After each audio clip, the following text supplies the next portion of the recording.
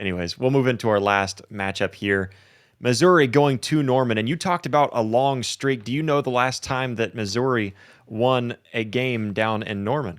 I'm not gonna say it actually because you tweeted it earlier today and I So, saw it. so So you saw it. It's been I since I did see it. 1966. You talk Yeah. about a long streak. Now it has been a while since Missouri has played in Norman, but it really hasn't been that long. Um, what, maybe 2007, something like that. It might have been a little later than that. I don't have that pulled up in front of me, but 1966 since Missouri has won in Norman. That's a long streak. And it's also a time where Missouri comes into this game possibly having Bo Prabula. Do you still have that availability report up? Doubtful. Listed as doubtful right now, Doubtful. Okay. Josh. So probably don't have him. I think that totally swings my persuasion of this game a lot more. Not that I thought that Missouri would be able to come out with the upset, although it's still on the table. I think the biggest thing in this game that really leans in Oklahoma's favor is you look at last week against Alabama, Oklahoma's biggest strength on defense didn't really slow anything down for Alabama because that's their run defense where Alabama doesn't utilize that run.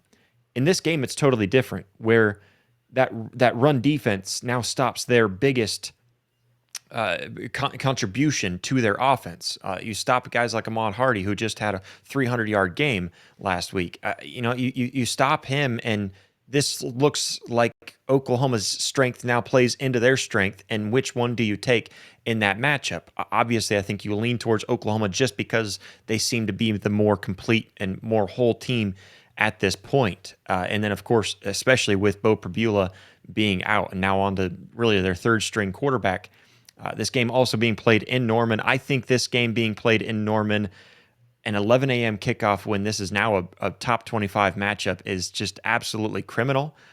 Not only that, but the other thing that worries me, and I don't know if you saw this online too or on X, was the fact that Oklahoma playing with their dark Unity jerseys, the dark gray and in broad daylight, just does not make any sense to me.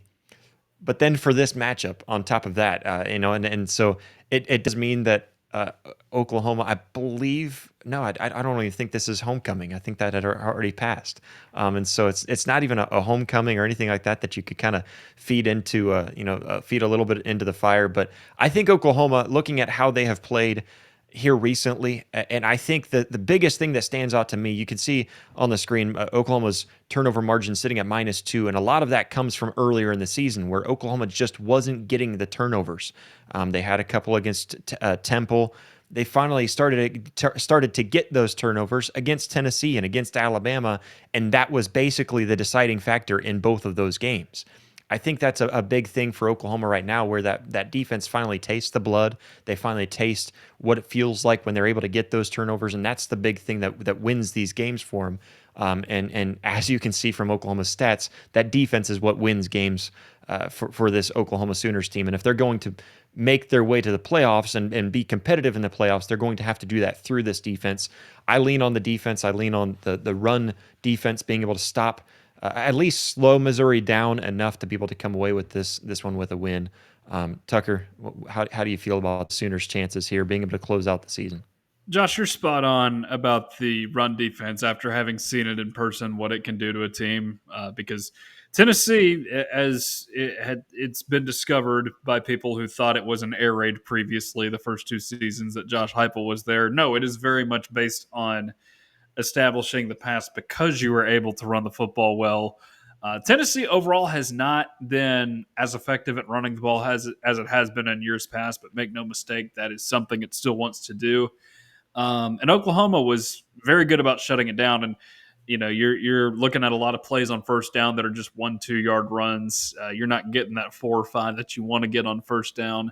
And that's why Oklahoma was able to win that game. Aside from the turnovers, which were obviously a big part of it, you have a defensive touchdown in both the games against Tennessee and Alabama. And like you mentioned, Alabama have been horrible at running the football all season long. I mean, this is their worst rushing attack in 27 years. So you had to focus on the pass a little bit more. And then, of course, with Prabula, like if he's doubtful, and I don't know if you can go from doubtful to questionable to probable on an availability report. I'd have to look into that a little bit more. But if he is in fact doubtful, you are looking at a situation now where they're going to lean heavily on that run game with Ahmad Hardy and Jamal Roberts. Of course, Ahmad Hardy went for a career day and a half against Andrews Bulldogs last week, but that is something that I don't think he's Forgot that going to was be able against to. Mississippi State too. I apologize for bringing that up now. But Yeah, That's yeah, that's a game that you were able to do that in because Mississippi State is not strong against the run defensively. Oklahoma is one of the toughest run defenses in the league, probably the toughest run defense in the league that Mizzou is going to have to face. Now, I think the kickoff time and then, maybe the jersey curse, the Unity jersey curse is something that could play into it a little bit, make it a little bit closer than expected. But definitely think Oklahoma's going to win this game. well, and I don't know. I mean, I feel like it could be just a curse just because they're playing with those Unity jerseys in daytime. But I don't know the exact record, but I feel like Oklahoma typically wins when wearing those uniforms too. But I don't know. It's just everything that goes into this game.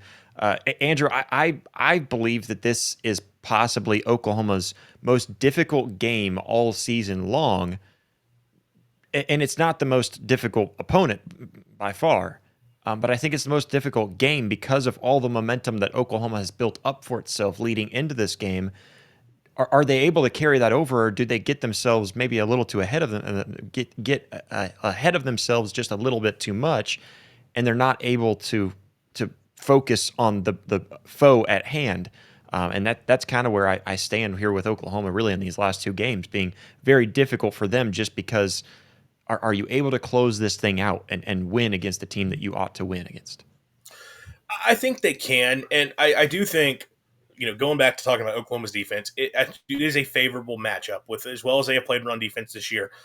Missouri, even when Bo Prabula was still healthy, once they got into conference play, it became very clear that he is very limited as a passer. And even with Mizzou having a couple talented weapons in the receiving core with Kevin Coleman, Brett Norfleet, he couldn't get him the football. Now, their offense was still functioning because of how good their run game is, and also Prabula is a factor with his legs. So when you have that dual threat capability along with a couple really good backs, you can make something happen, scheme up some easy touches to those pass catchers, and they were able to sort of keep things going just well enough. With Prabula down, Zollers not only is limited as a passer because of his inexperience, he's not a runner either. So the offense is entirely stop Ahmad Hardy, Jamal Roberts, which is much easier said than done. But, Oklahoma's defense is a million times better than Mississippi State's. Now, I am a little interested. The style of run game from Missouri is a bit different than what OU has faced much of the year. You look at the rushing attacks OU has shut down. They're kind of spread teams that are what they do in the run game is a lot of based around the spacing, and we're taking advantage of a light box count as opposed to just being a power team. And Missouri loves that stretch zone run play that they really lean on. The one team that has kind of hit Oklahoma with that this year was Texas. I know that's a big part of the Texas game plan in their run game, and the Longhorns didn't have a huge day on the ground, but they ran the ball well enough to have some success on offense. So I do wonder about that a little bit with Missouri having a much better O-line than Texas and having better running backs than Texas. Could that be something for OU? But if you're talking about Brett Venables, one of the best defensive minds in the country, he has seen that now once this year, and because he made the right adjustments to where he can at least limit Missouri enough. By and large, if you're going to attack this OU defense, it has had to been through the air. That's what the last few teams that have been able to move the ball have been able to do.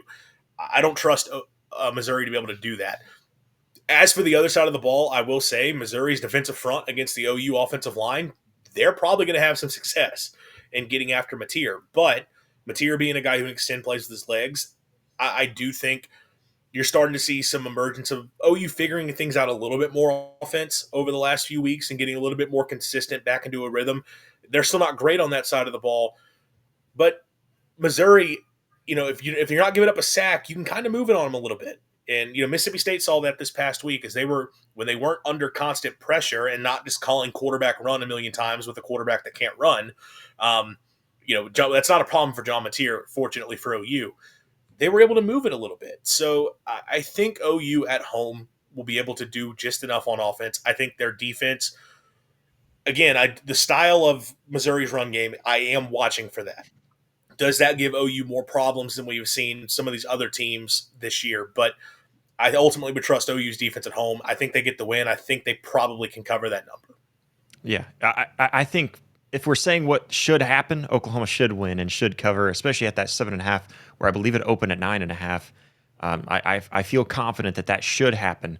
It's just that Oklahoma has also been one of those teams that have been just kind of a mystery for most people, just because they come out and they show something one week and then they don't show that same strength the next week, where the defense, obviously one that they're leaning on. I think all three of us are probably in agreement that the reason why they will probably win this game is because of that defense. Tucker, if you still have that availability report up, what does Oklahoma's running backs look like too? Because I'm curious to see, do they have Torrey Blaylock and Xavier Robinson listed on that availability report? They do not. Okay, wow. So that's actually a shock. So that's one that I'm a little curious to see how plays out. Is how Oklahoma's running back room looks, but not that they would, not that I would really have a whole lot of faith that they would get a whole lot going in that running game. But having your top two backs in would definitely be more favorable.